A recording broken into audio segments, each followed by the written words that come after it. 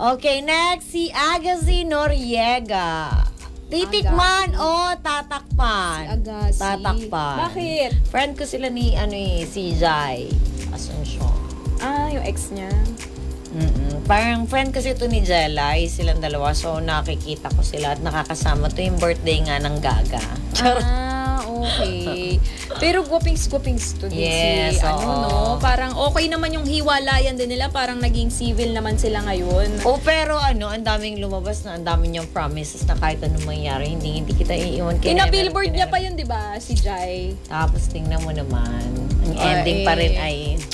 Hindi naman siguro, baka kanya-kanya silang Kasi nakita ko nung nagpa-opera si Jai, for the alaga naman to si Aga. Kaso iniwan niya pa rin. Siyempre, iba pa rin yung nakikita mo sa Sokmed, tapos iniwan pa rin sa totoong buhay, no?